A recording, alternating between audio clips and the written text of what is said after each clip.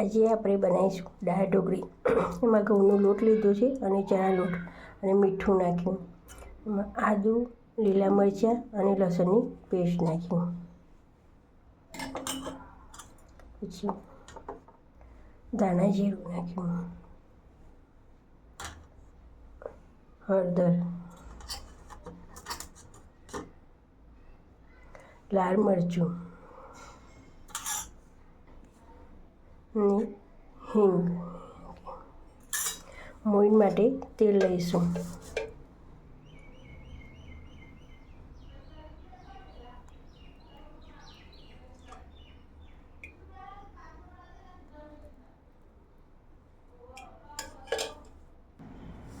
પછી આપણે આ રીતે લોટ બાંધીશું. મુઠ્ઠી ભરે એટલું મોઈન નાખવાનું.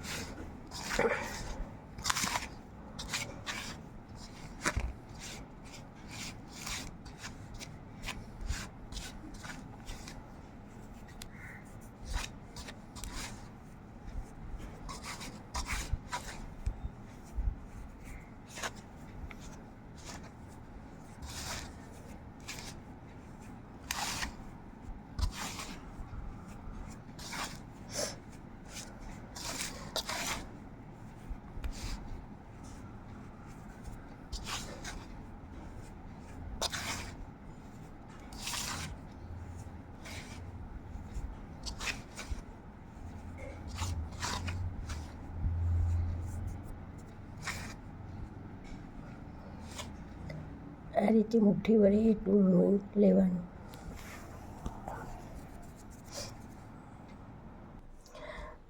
આ રીતે લોટ બાંધીને રાખ્યો છે ઢોકળીનો.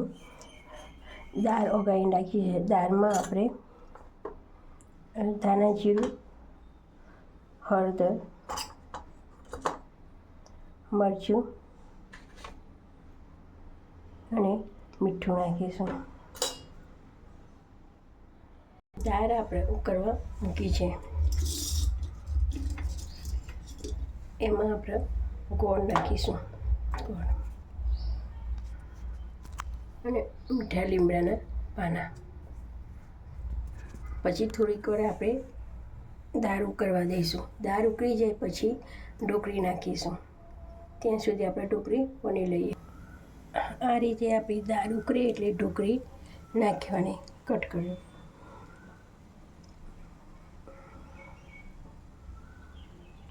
આ રીતે આપણે ઢોકળી વણી રાખી છે. હવે કટ કરીને નાખીશું. આ રીતે ઢોકળી કટ કરીને નાખીશું. હવે આપણે એમાં નાખી દઈશું.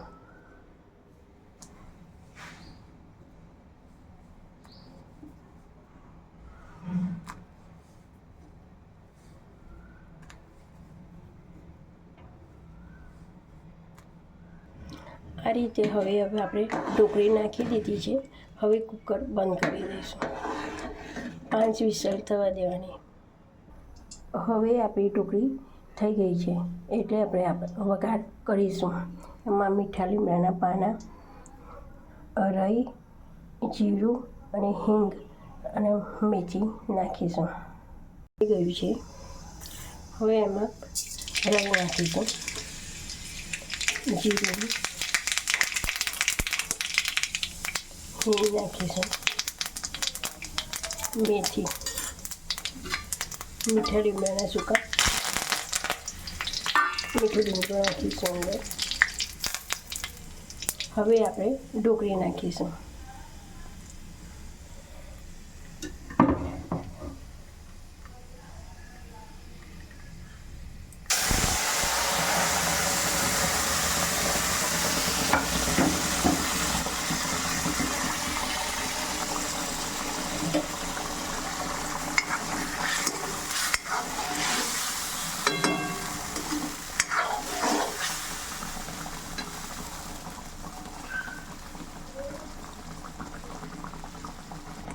ઢોકળી વઘાર્યા પછી આપણે અંદર લીંબુ નાખીશું.